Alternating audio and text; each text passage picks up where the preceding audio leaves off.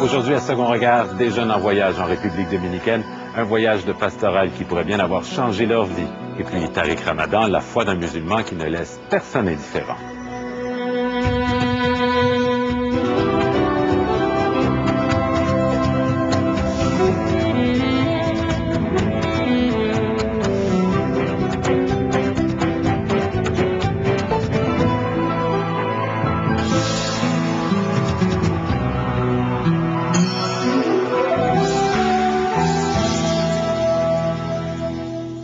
Bonjour et bienvenue à Second Regard. Chaque année au Québec, il y a des écoles secondaires qui offrent à leurs élèves de participer à un voyage.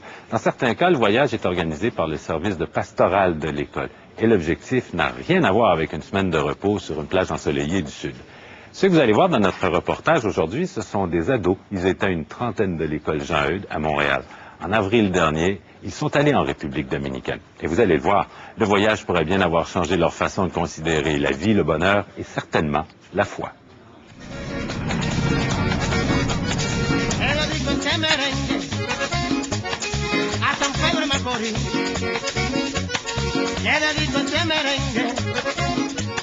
Et on est 32 étudiants du collège Jean-Eudes à être venus vivre une expérience en République dominicaine.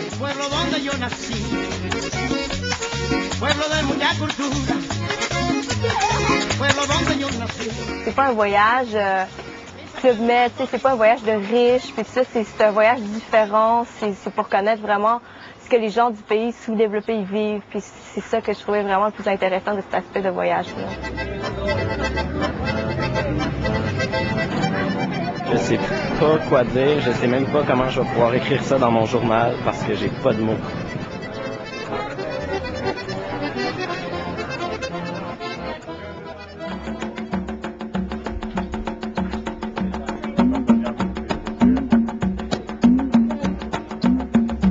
On a été visiter un bidonville à Santo Domingo, à la capitale. C'est ce que j'attendais le plus du voyage, c'est ce à quoi j'avais le plus hâte. Il était en pleine douleur, les gens avaient faim, les gens savaient pas trop comment nous regarder aussi, on était les Américanos pour eux. J'haïssais avoir l'air d'une touriste qui passait là-dedans, puis me dire « Ah, on prend des photos de vous », parce que c'est comme pour avoir une bonne conscience, là. Vraiment, là, je me sentais très mal à l'aise, mais je suis contente de l'avoir fait parce que je pense que ça m'a réveillée aussi, ça m'a vraiment troublée, là. On est passé super vite, puis juste le fait de passer vraiment vite, de pas avoir le temps comme d'absorber correctement tout ce qu'il y avait. Moi, j'ai juste eu des flashs, là, j'ai des millions d'images dans ma tête, là, puis des fois ça réapparaît, là. Puis ça frappe vraiment. Oui, les conditions là-bas sont assez rudes, là. J'avais vu une maison pas de toit, puis ils écrivent leur nom sur la maison comme si c'était leur fierté d'avoir cette maison-là.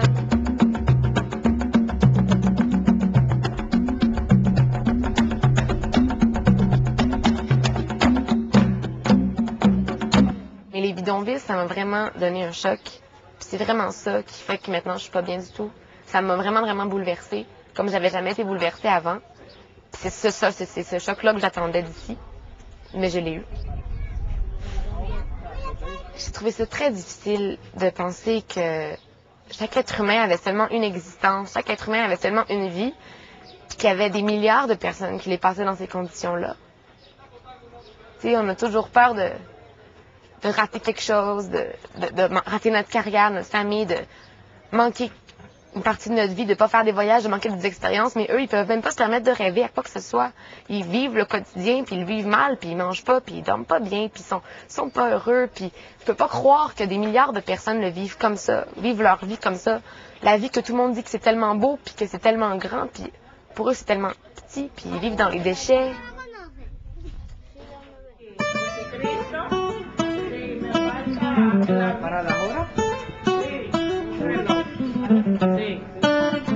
La spiritualité prend une place très importante ici. J'ai jamais vu ça de ma vie, des gens qui sont fiers d'illustrer des objets religieux, des objets catholiques. Ici, il y a plein de cadres de Jésus, de prières. Au Canada, on cacherait ça, je veux dire, c'est un peu tabou, la religion ici, c'est on affiche. Que duerme conmigo, aquí, Jesús es muy importante Para mí sí, es ser el jefe de aquí, de esta casa. Sí, oh, sí. Sí, Jesucristo. Sí. En Canadá, el mundo es la iglesia no mucho importante. Ah, pero aquí sí. Sí, sí. Aquí sí. En San Pedro de Macorís. En San Pedro de Macorís sí. La iglesia. ¿Por qué? ¿Por qué la iglesia es importante? Porque aquí hay muchos malos gobiernos, mucha mala situación, mucha pobreza. Entonces la gente busca el refugio, se refugia en Dios. Pues esa es su esperanza. Sí, esperanza. Después que ya uno ha luchado, ha pasado mucho trabajo, uno comprende que solamente en Dios puede tener la esperanza. Aleluya, aleluya, aleluya, aleluya, aleluya, aleluya. Noche en que Cristo ha vencido la muerte y del infierno retorna victorioso. On est allé à la messe de Pâques, une longue messe qui a duré très longtemps.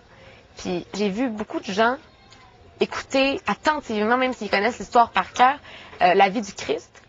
Puis à la fin, être tellement heureux qu'il soit ressuscité, comme s'il s'y attendait pas. T'sais. Puis j'ai vu ces gens-là qui ont des vies souvent très difficiles. Je crois que la religion, puis la certitude que Dieu est avec eux, que Dieu est derrière eux, que Dieu veille sur eux, je pense que ça les aide à passer à autre chose.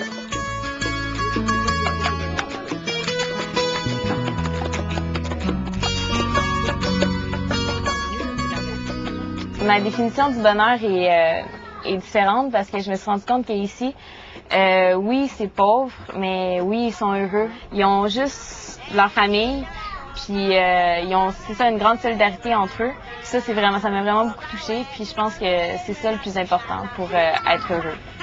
Ça m'a fait réaliser à quel point c'est comme vraiment un autre monde, une autre perception de la vie. Tu sais, au Canada, une personne est importante pour qu'est-ce qu'elle fait, qu'est-ce qu'elle a ou qu'est-ce qu'elle dit, mais ici, elle est importante juste parce qu'elle a, c'est important. C'est vraiment super génial comme perception. C'est de la faute des très riches si les pauvres sont très pauvres. Puis si on voulait vraiment, on pourrait rétablir ça. Si on essayait vraiment, si tout le monde était conscient de ce qui se passe ici, parce que c'est pas le cas du tout. Parce que moi, je pense, l'expérience, c'est ce que ça me fait vivre, puis ce que ça me fait dire à tout le monde, c'est si on n'est pas on s'aime pas assez pour vivre pour nous-mêmes puis pour apprécier notre vie, on doit au moins rester en vie puis apprécier la chance qu'on a pour les gens ici.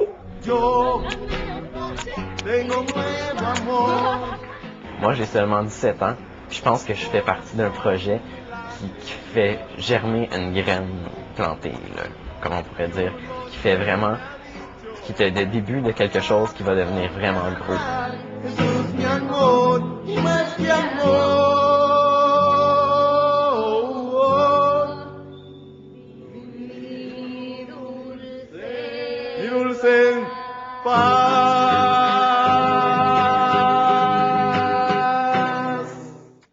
Restez avec nous après la pause, les réflexions saisissantes, des réflexions étonnantes des jeunes de retour au Québec. À tout de suite.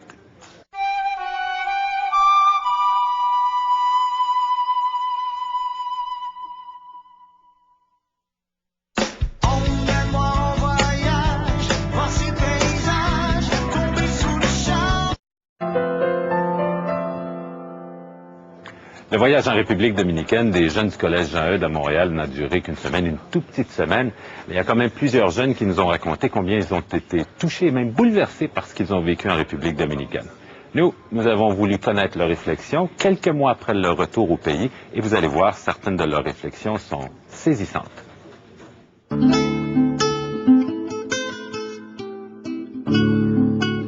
Comment résumer ce que les jeunes ont vécu en République dominicaine? Tenez Karine, par exemple. Elle a vécu des moments difficiles avant son départ pour la République dominicaine, ce que certains appellent le mal de vivre. Et c'est étrange, c'est comme si elle avait eu besoin d'aller au cœur d'un pays pauvre pour trouver une autre définition du bonheur. Es-tu plus heureuse depuis que tu es revenue? C'est vrai? Oui. Mais c'est tout... Je trouve qu'on n'a plus le droit d'être malheureux. C'est sûr que ça arrive, là, on a des primes, mais... On a trop de chance, puis trop de choses à profiter ici. Et Non, on peut pas être malheureux, là. La pauvreté et la richesse, c'est vraiment nuancé, là. On est aussi pauvres qu'eux, mais d'une façon différente. Eux, ils sont peut-être pauvres matériellement, mais côté cœur, c'est tellement plus riche que nous. Comparé à d'autres personnes, je me suis intéressé à l'aspect spirituel du voyage, parce que pour moi, c'était la pastorale qui organisait ça, on était dans une communauté religieuse, et à chaque soir, on faisait des réflexions par rapport à des thèmes de la Bible et ce qu'on avait vécu pendant la journée. Mais est-ce que c'est normal de... Tu sais, j'ai pas été super touché, mais c'est comme si, genre, je le réalisais pas. C'est comme si c'était extérieur, puis c'était une pièce de théâtre qui jouait autour de moi, puis c'était pas vrai, là. On voit tellement ça à la télévision. À un moment donné, ça va prendre un élément déclencheur pour dire « Ah oui, je suis dedans, je suis avec les gens, je peux les toucher. » Parce qu'il y a tellement de choses qu'on voit dans les images fabriquées, comme on peut rêver de voir la Tour Eiffel, puis on peut avoir dire « Ah, c'est ça », ou comme on peut dire « Wow! » Puis là, c'est la même chose. Là. Puis là, il y en a qui ont déclenché, il y en a d'autres qui vont déclencher peut-être aujourd'hui ou plus tard. Puis c'est ça la différence entre vraiment le sentir puis le voir comme un film. Ça a été une genre de révélation, parce que pour moi, la Bible, c'était un récit banal avant mon voyage. Mais là, de voir que vraiment, elle s'appliquait à mon quotidien, au quotidien des gens de là-bas, ça m'a fait réaliser plusieurs choses sur le plan de ma foi puis sur le plan de mes croyances. Qu'est-ce qui t'a le plus frappé de ce point de vue-là en République dominicaine? Mais c'est de voir que les gens croyaient autant, je savais qu'ils croyaient, mais autant, et de voir comment la Bible pour eux, comment Jésus pour eux, c'était une source de réconfort. Puis là-bas, quand on lisait des textes bibliques, puis on voyait vraiment le lien avec leur vie à eux, puis comment eux nous l'expliquaient, comment ils vivaient cette Bible-là, ben, ça a été pour moi formidable de voir ce contact-là. Ils n'ont pas peur de s'afficher. Mais au Québec, là, je me suis dit, merde, on peut pas parler de ça ouvertement. Et puis, je sais, on a réalisé une vidéo là-bas, et dans la vidéo, je disais, j'y étais, j'ai dit, au Québec, il nous manque de vraies valeurs, d'une vraie religion, d'une spiritualité. Puis ici, quand on montre ça, mon Dieu, on se fait juger. Les gens disent, c'est quoi ça? Pourquoi tu dis ça? C'est quoi ton problème? Puis là, ça rit, puis ça se met à passer des commentaires. C'est une dynamique qui est tout à fait différente. T'sais, ici, on se cache, on se fait juger. Mais pour moi, la religion, c'est devenu une mode. C'est là, t'es New Age, t'es Bouddha, c'est cool, c'est le fun, je veux découvrir. Ah, moi, je suis chrétien. Ah ouais, t'es chrétien, c'est pas cool, ça. C'est quoi l'affaire, là? Tes vieux jeux, là? Quand tu vas dans les églises, tu vas dans les messes, réveille, va-t'en Bouddha, va-t'en New Age, je veux dire. C'est rendu une mode, je trouve ça un petit peu dérisoire, je trouve ça un petit peu stupide. C'est évident. Les jeunes ont été bouleversés par les bidonvilles, par la pauvreté extrême, mais aussi par ces visages qui trouvent malgré tout le moyen de sourire. Et puis, il y a la foi. Les jeunes chez nous n'ont pas la foi facile.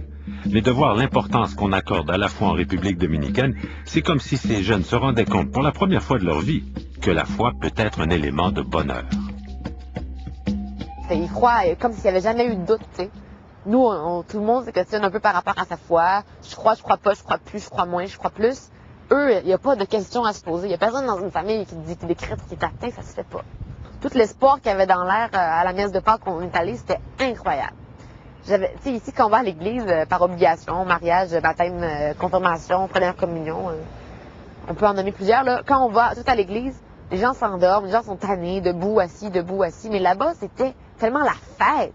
Puis El Cristo Resucito, puis on y croyait, puis ça faisait du bien de se le faire dire. J'ai vu ça là-bas, puis je pense que ça les aide à passer au travers, ouais.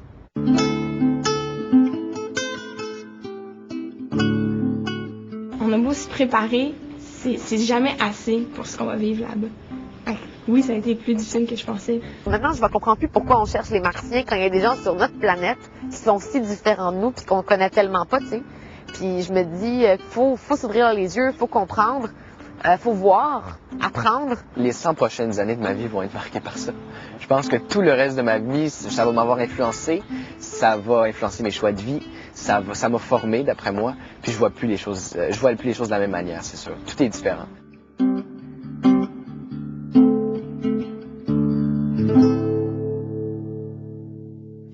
Il est musulman, partout où il passe, il ne laisse personne indifférent. En France, par exemple, il a soulevé de nombreux